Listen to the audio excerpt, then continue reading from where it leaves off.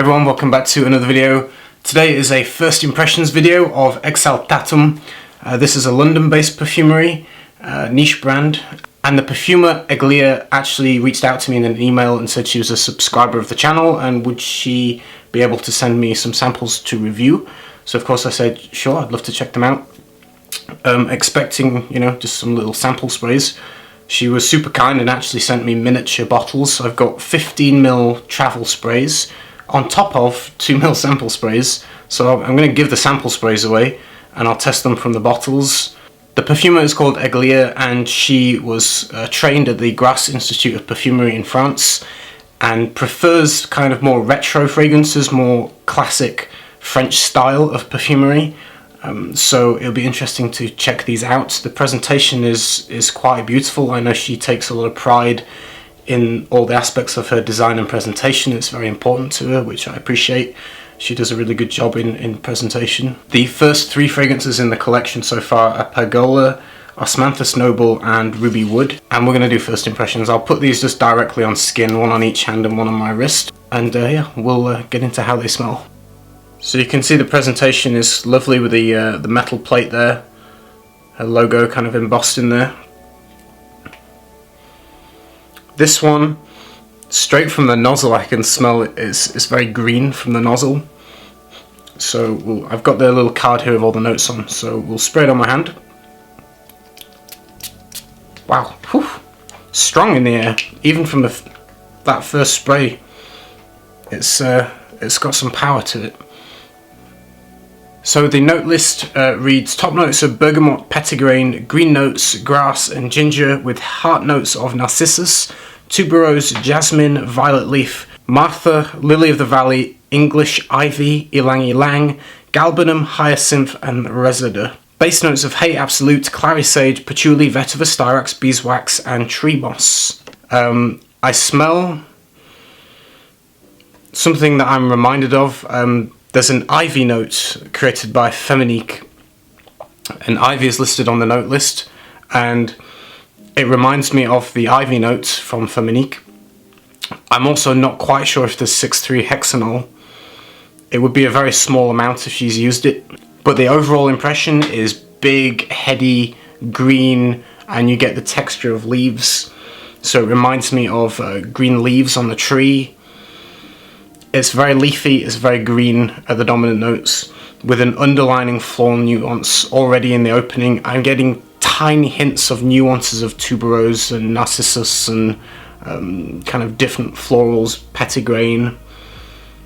Yeah, you get a little bit of the freshness of petitgrain and bitterness. The citrus was very, very minimal on my skin. The briefest of kind of nuances in the top. From a first impression, this is all about green. You're going to really need to enjoy green fragrances. Considering I'm not a fan of green fragrances in general, I think it smells pretty good. I like it. It's pretty cool. I get kind of I would describe a dark green waxy leaf. That's what it reminds me of. That's the tonality to expect. Imagine a dark waxy green ivy-like leaf. And that's kind of really what it's pushing towards you. It's this really kind of rich, deep, dark greenness. Obviously just a first impression, very casual first impression. I'll do full reviews later when I've spent time wearing them, getting to know them before obviously I do full reviews. So this one is Osmanthus Noble. I'll spray it on my other hand and we'll read the card. It says, at the opening there are fresh, spicy, aldehydic notes blended with bergamot and mandarin that gives vividness and intensity. The noble Osmanthus Absolute combined with an aromatic clary sage play together to form a soft suede accord. Tobacco Absolute, delicious black cherry, saffron and tonka bean play an important role in creating a sensual atmosphere. Floral notes of jasmine, sambac and ylang ylang give vitality and bloom in the heart. In the dry down, oak moss absolute, labdanum, sandalwood, smoky vetiver and animalic musks bring spiritual feeling and allow the perfume to linger on the skin. So yeah, sounds good. Woo! Wow, that's interesting. Oh, she's not wrong when you get the accord of suede. That's the first thing that hit me was like, wow, this is like blonde suede leather. That smells really good. I like that one. That's my favourite so far. It's quite intense. It's strong. It definitely gives an impression of like a cream blonde, light coloured suede leather. Definite leather vibes. There's an ever so slight sweetness. Osmanthus is known for having a slight fruitiness. There's a slight apricot-like note to Osmanthus, as well as actually having a leathery kind of suede kind of tonality to Osmanthus. So yeah, the way that it combines here is cool. It smells like suede leather, it's slightly floral, it's slightly sweet. It's interesting. The spice on my skin doesn't pop out from a top note. I'm not smelling too much of the saffron. I don't quite get black cherry. I do get a slight subtle sweetness, which I think probably will be the tonka bean as it starts to dry down. From a first impression though, you're going to get Osmanthus, you're going to get suede leather, slightly sweet. Both of these so far strike me as being completely unisex. They don't lean to a gender in my opinion. Doesn't matter if you're a man or a woman. This one is quite thick, but from a first impression as top notes, I'm not getting too many different notes. I get like an accord, and the accord smells of this soft suede, slightly sweetened, soft, and just pretty. It smells good. I like this one. It'll be interesting to see how that goes when it dries down later. I'll let you know when I do like a full review later how that goes. From the first impression, it's pretty good. I like that one. It smells like it will probably be quite linear in my opinion, just from an educated guess. I might be surprised, but I would say that this might mellow out as it is, with not too much going on in terms of dramatic change. I think it will probably get a little bit sweeter and a little bit more woody as it dries down. But it smells good. I like that one. The last one is Ruby Wood. We'll have a read of the card. Exploring autumn woods in London parks is an endless experience. Colourful palette of feelings and emotion touches the inner self. Rose petals slowly falling on the dark, warm earth. The light passing through the tree leaves playing a symphony of emotion. This eau de parfum has a rosy, woody, balsamic, floriental scent with red berry and coffee nuances. This one has top notes of Rose Absolute Bulgaria, Geranium, Jasmine grandiflorum from India, raspberry notes, violet, Coffee Absolute, Patchouli and frankincense with base notes of myrrh, olibanum, labdanum, oud, sandalwood and musk. I actually queried her on the oud, and she described it that it's not actually an oud essential oil, it's a really clever accord that she's created to give an impression of oud, which is really clever. She did tell me the notes in the accord, but I'm not going to give it away. She made a clever accord anyway to mimic the impression of oud for the base. It's sweet from the opening. I can smell it from the lid. It's got a sweetness to it. So we'll spray this on.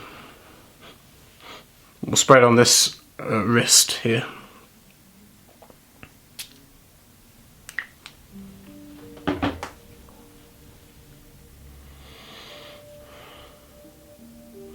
So this one is a little bit unusual in the opening to me. Didn't smell how the nozzles smelled.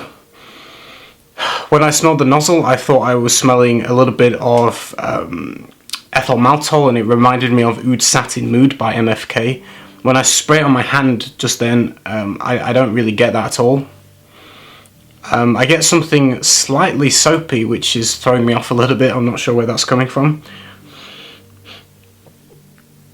I guess it's the interplay of notes. I don't directly smell coffee. I don't directly smell jasmine or geranium. Don't quite get the red berries. Don't get too much pink pepper. I think you get a little bit of the citrus. The rose, I don't get a huge dollop of Bulgarian Rose Absolute. It smells more like a rose from Givaudan, which is a lighter and a more watery rose. That's the impression that it gives me, at least. So it comes across like a lighter watery rose petal in a way. There is a subtle sweetness behind it. There is a mixture of notes that are blending in a certain way that I'm struggling to describe for you. There's an interplay where something smells a little bit soapy-like, with a little bit of a sweetness, a little bit of a watery rosiness, but I don't get the darker notes, at least from the top. You know, I don't get patchouli, frankincense, coffee, all the resins and the woods. From an opening top perspective, those are not coming through my skin. Obviously they're base notes, so that will probably come out later. From an opening top perspective, I'm getting maybe kind of like a watery rose, maybe mixing a little bit with cassis, which is a blackcurrant note.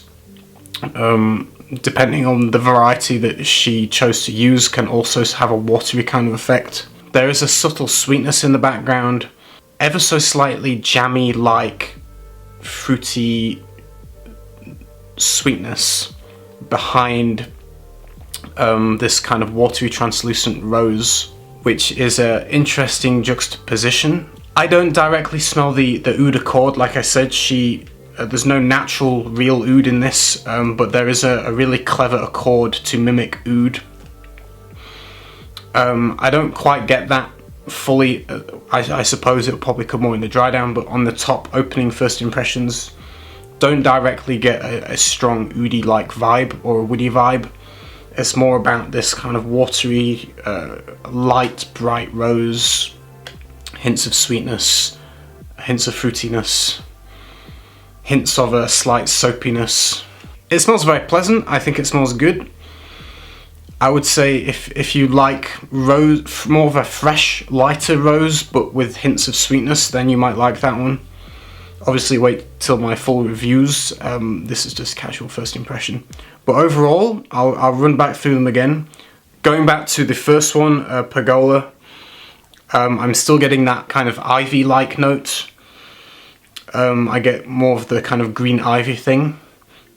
So very green. You're going to need to appreciate green fragrances to like that one. Smells good though, but it does give an ivy-like leafy texture, tonality, very, very green. Osmanthus Noble, I would say, is my favourite. This one definitely smells again of a light coloured suede leather. It's not really changed from the opening, but it smells good. And the Rose Noble, see, going back to it then, I did get a hint of a spice, very, very subtle. Still, in fact, it's getting a slightly more sweeter even now. It's more sweeter to me now than it did in the opening. In the opening, kind of watery, fresh, light, bright. There's a note in there that I'm homing in on. I'm like, what is this note? And it's on the tip of my tongue. That one is interesting. I want to spend time with that. I'll probably review all three of them in full later, because they all smell pretty good. Yeah, I'll dissect them properly later in a full review when I've spent some time with them, getting to know them a little bit. That's it. Hope you enjoyed the first impressions video. Look out for a full review sometime within the next couple of months. I'll spend some proper time with them before I review them fully. I will pick a random person in the comments section to win those sample set. If you want to check them out, just make it obvious that you would like them, and I'll post it to somebody. I'll just pin you to the top of the comment section. Hope you enjoyed the video. I'll see you again next time with another one. Take care, everyone. Bye.